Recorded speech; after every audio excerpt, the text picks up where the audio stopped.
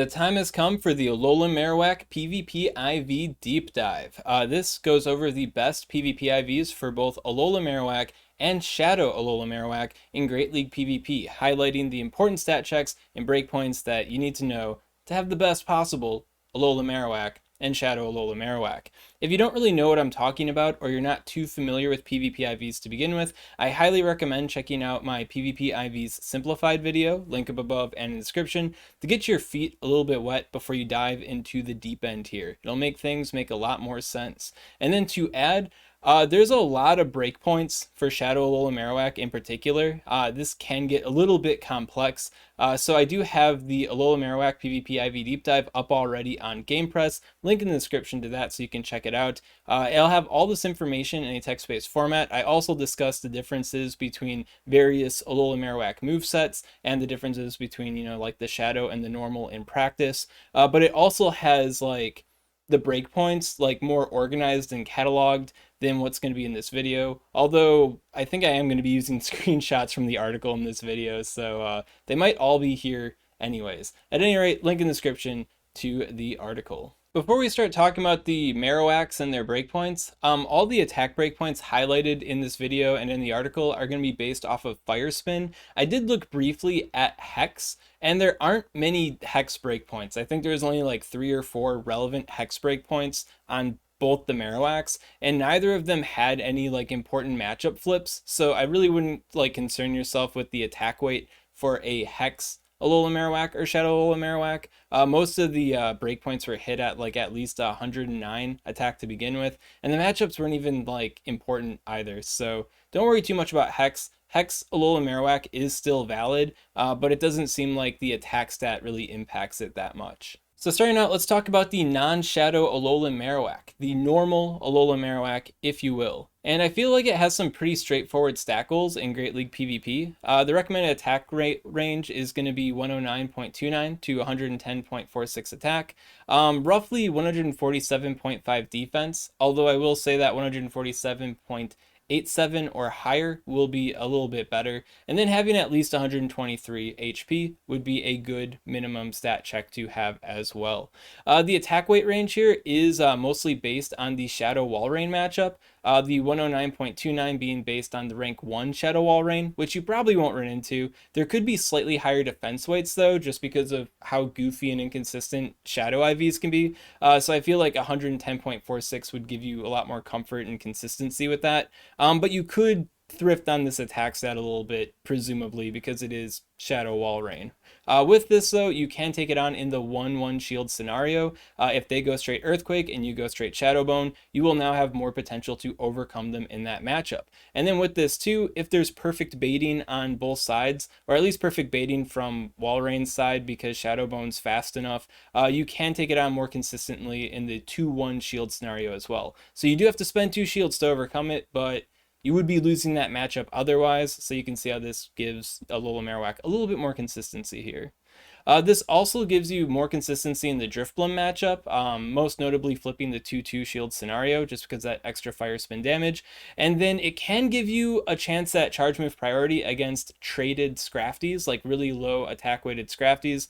But I think that is a little bit inconsistent there. I think you need a bit of a higher attack weight to reasonably like consistently get CMP on Scrafty. Just know that the potential is there. Now pushing a little bit higher on the attack stat up to like 111.65 can give you a more consistent Meganium and Galvantula matchup, allowing you to flip Galvantula in the 2-2 shield scenario and then having it be a little bit less flaky and less uneven kind of scenarios. And then for the Meganium, you can avoid it reaching Earthquake with a bait more often than not, so that's also pretty good. And then you also get potential to get CMP on Walrein, both Walreins, because they both have the same attack stat, and then you have even more potential to get the charge move priority on a Scrafty. Then when it comes to the defense check, I feel like the 147.5 defense can enable the Frostlass 0-0 shield scenario, which is nice, and it can make the Dugong situation a little bit more consistent. Imperfect Simulation Land, allowing you to flip the 2-2 shield scenario, but that extra Fire Spin damage can rack up in other ways too. If you do pump up higher though, to like a 147 0.87 defense with at least a 123 HP stat, you could enable the Bastiodon to 1 shield scenario. So you do have to spend 2 shields. They spend just 1 shield, but now you do have more potential to take them on in that kind of situation. This is the rank 1 Bastiodon I'm considering though, the XL one. So like less good IV Bastiodons could be getting the breakpoint on you anyways. So is it reasonable to, have a big expectation for this to work out for you? But it is the minimum range to just be aware of. Higher defense makes it a little bit more consistent, right? So just something to be aware of, so in the back of your mind. To me though, just going for the minimum range here, like the 109 to 110.46 attack with the 147.5 defense, and then just like a solid amount of HP, or just like weighting yourself with HP after that, might be the best way to go for non-Shadow Alolan Marowak. And of course, it's always worth mentioning too that the attack weight only really seems to be like a big deal in that Walrein matchup. So if you're not too concerned about the Walrein matchup, going for maximum bulk is also a good option too. So what IVs meet that stat range? Well, here we have the PvPIVs.com table highlighting the stat weights that I talked about previously. So yeah, you can see that there's 149 different Alola Marowak PvP IV spreads that meet this Goldilocks zone type of stats. Even more so if you cut out the attack stats, so then you've got more options to work with. These tables are customizable. So if you go all the way to the bottom here, you can change the attack weight to 0, and then you can see that there's 239 different IV spreads that can meet the defense and HP checks at least, because you're no longer concerned about the attack. These tables are linked in the article on GamePress, and you can also just go to pvpivs.com and punch in the stats yourself. That also works too. Moving on to Shadow Alolan Marowak in Great League PvP. This Pokemon has a rather exhaustive list of attack breakpoints, and of course these attack breakpoints all have their unique ranges that they function on. So brevity here in the video, I'm just going to focus on a couple like attack weights that blanket the majority of the breakpoints that you're going to want to have. I'll also use screenshots from the article to highlight them all as well, but I'm not going to discuss all of them in detail. I might discuss the ones that seem to be a bit more important though in this video. And then the defense and HP checks are also here too. I'd say the defense checks are going to be a little bit more important than the HP ones, because the HP ones can be a little bit flaky. But for Alolan Marowak, Shadow Alolan Marowak, having like higher HP than defense after you meet the minimum defense recommendations tends to be a bit better than otherwise. Ultimately, it comes down to what Shadow Cubones you have to work with though. So you get what you get. So I'd say out of the catalog of breakpoints here, just pick the ones that make the most sense to you, line it up with the stats that you actually have to work with, and go from there. I wish it was a better process, but Shadow Pokemon just are the way they are, and so we got to work with what we got. So when it comes to the attack ranges, I'd say the main general attack weight that most Shadow Alolan Marowak will want to strive for is about a 110.85 to a 111.85 attack range. This attack range is, I guess, scaling up from the low end to the high end, as you can hear on screen. Can get you the Talonflame 1-1 shield scenario. Now, it is as low as 108.68, but going up to 110.85 can better secure that 1-1 shield scenario by doing 2 more extra Shadow Bone damage. So going for the higher end of the attack weight could be a good idea there. It does give you potential against the Araquanid. It does get a breakpoint on Mandibuzz. It doesn't appear to flip any of the Mandibuzz like even Steven scenarios, and we're going to see that with a couple other matchups too. But as you can imagine, like in actual battle, it might not be the perfect even Steven kind of thing. You could clip them from reaching a foul play when you're trying to farm them down when they've got like a little schniblet of HP left. So that breakpoint could play out to be beneficial against Mandibuzz in a big way there too. It can get a breakpoint on Alolan Raticate, Scrafty, and then we also have the Scrafty CMP situation again. With Scrafty too, with Shadow Alolan Marowak, because of the breakpoint, you can potentiate the 0-0 and 2-2 shield scenario. So I think all of this is pretty big because Scrafty is a dark type Pokemon, usually counters ghost type Pokemon. This gives, Shadow Alolan Marowak a lot more play against Scrafty without using like, I don't know, Fire Spin or Fire Blast or something. So no fire charge moves required, just Fire Spin. You could reasonably overcome Scrafty and also get charge move priority on it, right? Then you can also get a breakpoint on Walrein, and then you can beat it in the 1-1 shield scenario if they don't throw Icicle Spears and you don't throw Bone Clubs, so that's cool too. You can also get a breakpoint on Wigglytuff. There's also the Walrein charge move priority to consider as well. Lapras is a thing. You could get Cofagrigus charge move priority too. I forgot to mention that for the normal Marowak section. So that also applies to normal Marowak as well because it's the same attack stat. But there is Cofagrigus charge move priority to consider. And the high end of this attack weight, the 111.75, is based off of the higher range of attack weights that's recommended in my Cofagrigus PvP IV deep dive. Then there's also the Trevenant matchup.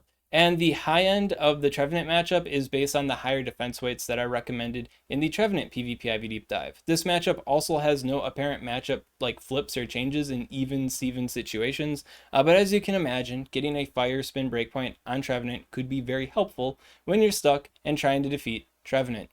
Then there's also a Shadow Drapion breakpoint against the Aquatail sets with the Crunch. You could overcome it in the 1-1 shield scenario with this, which is pretty nice. And then there's also a Vigoroth breakpoint with no apparent matchup changes, and this attack weight is based off of a slightly defense-weighted Vigoroth, so pretty consistent at getting the breakpoint on a Vigoroth. There's also Venusaur, no apparent matchup changes, and then we start to dip into the high end of this attack range, and I will say that, like, while the range I did like previously state for this was 110.85 to 111.85, I'd say all these breakpoints and charge move priorities up until now like could reasonably be achieved, you know, in the mid range of that or at the lower range of that based on the opponent's IVs and stuff.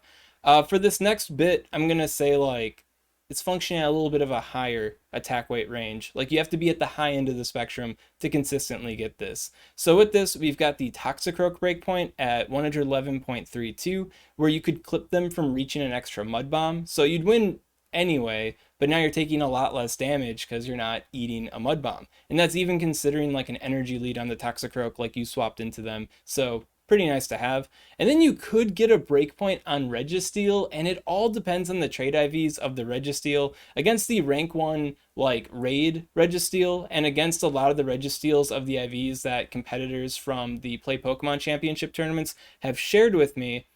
This should get the breakpoint on like the lion's share of them, but given how weird trade IVs can be, you could be up against some wacky defense weighted Registeel and you might not get the breakpoint. But if that's the case, then they probably have less HP too, so it might balance out. At any rate, just having the high end of the attack weight could help out against Registeel as well, which is nice.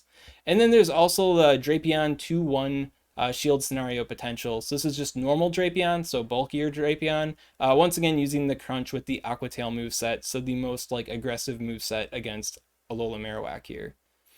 And then you could also get a breakpoint against Charm Alola Ninetales. Now the rank 1, you'd require 112.84 attack stat, but your opponent might not have that good of a Alola Ninetales because it is for the most part an egg species, so you could thrift on the attack stat and potentially get that. And it doesn't appear to have any notable like matchup flips in the even scenarios, so you know, it just makes the matchup a little bit more consistent as far as like your outs are concerned to it. And when it comes to like the shadow IVs that you do have afforded to you, you might not be able to hit all of these like breakpoints as consistently as you'd like to. I will say that having big bulk like is more important than having like a crazy high attack stat. So if you're like, man, the only one that hits all these attack breakpoints is like my 114 attack weighted one, but like I totally miss out on the defense and HP, you know, I'd go for like a more mid-range, you know, attack weight one and just hope it works out, you know. It's tough. It's tough because like we only get so many shadow Pokemon. It's so hard to get large volumes of them, so you know, we just got to work with what we have. At any rate, going into the defense breakpoints, I will say that like the minimum defense that you absolutely want to have on a Shadow Alolan Marowak, I really wouldn't consider building one that has a significantly lower defense than this, is 114.49. That encompasses like the highest attack of a Vigoroth that's in the top 20 of stat product Vigoroth. So it's a high quality Vigoroth with a really low attack, but it's the highest attack weight of those Vigoroth. And yeah, it makes so many of the Vigoroth matchups like super consistent. Like you will win if you at least have this bare minimum amount of defense. You will probably lose if you don't. So at least try to make sure you have at least 141.49 defense. You could thrift a little bit. I wouldn't thrift too much. And then if you go a little bit higher to 141.95, you could flip the Bastiodon 1-0 shield scenario as long as you have at least 122 HP. But this is the rank 1 XL Bastiodon, so you might need a lot more defense than just that to possibly pull that off. And then even then, they could have a way higher attack weight. Going a bit higher too, you also have the 142.13 attack weight for the Pelipper 1-0 shield scenario. I don't think it's that important because we don't see a whole lot of Pelipper nowadays. Then there's Trevenant. And Trevenant is also pretty big, but this defense weight might be a little bit untenable for some trainers. So it's up to you to determine how much you're going to value this attack weight, this defense weight here. But with 143.05 or higher defense, you do have more potential in overtaking Trevenant in the 1-1 shield scenario. And this 143.05 defense is based on like the higher attack weight range of the Trevenant that are recommended in the Trevenant PvP IV deep dive. And a lot of players that have brought Trevenant to the Play Pokemon Championships have had at least that attack weight. I haven't heard any reports of people having significantly higher than that, so I guess take that for what you will. But it could help. It could help. More defense could help a little bit more. In fact, if you have at least 144.79 defense, you do have more potential in the Shadow Nidoqueen 2-2 shield scenario. And this is based off of a relatively high attack weighted Shadow Nidoqueen, I guess in the grand scheme of things. It's the attack weight that's recommended in the Shadow Nidoqueen PvP IV deep dive. So there is a very, very good chance that the Shadow Nidoqueen is going to have lower attack than this, which means you don't need so much defense. But I think that given that Shadow Nidoqueen is trying to get that higher attack weight, at least per my recommendation, then being that much more fortified could make that matchup that much more consistent for you. And then when it comes to super high defense, there's 149.7 to 152 and beyond defense for the Galarian Stunfisk 2-2 shield scenario. The only person I know in existence that could possibly pull this off consistently would probably be Tactical's Shadow Alolan Marowak. That thing has enough defense, and that's like how much defense you basically need to consistently pull this matchup off, so I wouldn't worry about it too much unless you're Tactical and you've got that specific Shadow Alolan Marowak. Then when it comes to HP and bulk considerations, having at least 122 HP could help you out in the Cofagrigus 2-2 shield scenario. Having 124 HP could help you out against the Charm Alola Ninetales 1-2 shield scenario. So I'd say the more important, the more reasonable HP check to worry about would be the 122. And if you do miss out on the HP checks completely, but you do got really good defense and you don't have like goofy high attack or something, then I think that's perfectly, acceptable as well.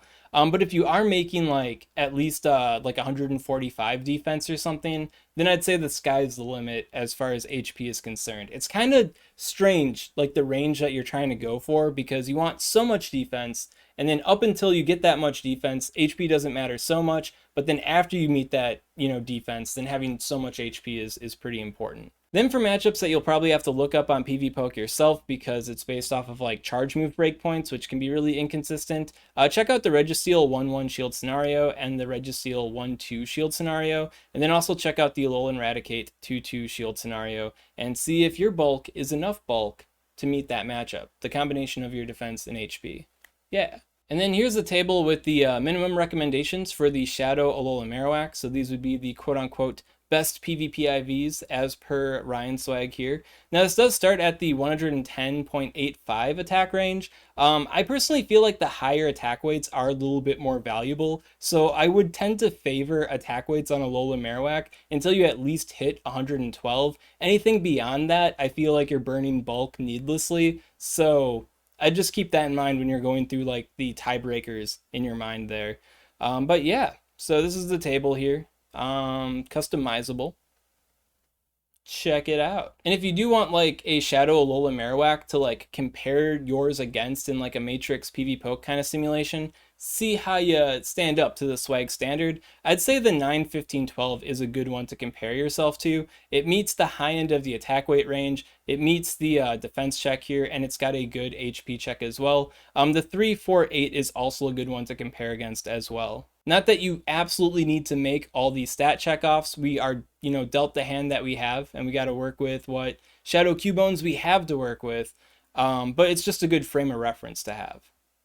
And then once again, all the breakpoints and these tables are in the Alola Marowak PvP IV Deep Dive article I have up on Game Press. Link in the description to that. So one kind of question that players might have is like, should I keep, battling cliffs and trying my darndest to get an even better, Shadow Alolan Marowak PvP IV spread? Should I evolve my Shadow Alolan Marowak even though I don't have Frustration TM'd off of it? That kind of stuff. And I think that it's reasonably, like, it's up to you, like, how much time you're willing to spend to try to get, the good IVs. As far as another evolution event like this, I don't know when we're ever going to get it again. There's no announcement, there's no hint that we ever will have a situation like this again. So I'd say, like, compare what you have versus what my recommendations are, and then make your assessment off of that. I was talking to some of my patrons about the situation, and I'd say, like, if you've got some really bad like IVs, I think you could reasonably, like, expect a plus after doing, like,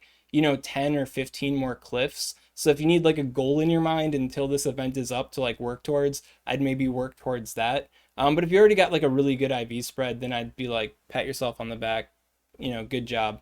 And as far as it having frustration or not, it is really annoying that we will have to spend an Elite TM to get Shadow Bone on our premium IV, Shadow Alolan Marowaks because of the frustration situation. But yeah, don't let that hold you back from evolving your Shadow Alolan Marowak, because this may be the only time we can do that in, like, I don't know, an indefinite amount of time. So Elite TMs, they come for free, every season or so. But this event could be the one and only, so keep that in mind. I think Shadowbone is definitely really desirable on all Alola Marowak, so it's definitely worth the Elite TM if you get a premium IV spread. Overall, I think it really is, like, anti-player of Niantic to, constantly set up these events where there's an evolution event charge move on a, common or current Shadow Pokemon. It just leaves a really bad feeling because, like, I would love to, evolve my, Shadow Alola Marowak right away and start using it with, Shadow Bone and Bone Club right away, but I can't possibly do that because my good IV ones I've caught after the last takeover event, so there's no possible way I could ever get rid of the frustration on them. I feel like most game companies, like most game developers, would see this as a design flaw and they'd try to rectify it immediately. But it feels like, I don't know, for the past, like, ever since, the turn of 2022, like with the community days and such, like with Walrein and with Jumpluff there, it feels like this is a way that Niantic's trying to, like, profit off of Elite TMs or something. It just seems really deliberate, the setup of takeover event, and then takeover event's over, and then they announce this evolution event, and then the Pokemon are still in the shadow rotation. Like, I don't know, it's just a very icky feeling, and I really hope they do something to change this because, like, I hate having this kind of situation. I hate knowing that I have to spend an Elite TM on my Shadow Alolan Marowak. It doesn't feel, like, fair or justified, but I'm getting off my soapbox now. Let's get to the close. At any rate, that's all I gotta say about Alolan Marowak and Shadow Alolan Marowak. If you got any questions on this content, of course, comment below, let me know what's up, and I'll be happy to help you out. And if you enjoyed this kind of content, you want to see more like it, well, make sure to subscribe to SwagTips. SwagTips. I'd also like to give a special shout out to these Patreon supporters. If you want to support Swagman on Patreon, link in the description. Hey, babe. I already fed the cat. I'm busy recording, don't talk to me.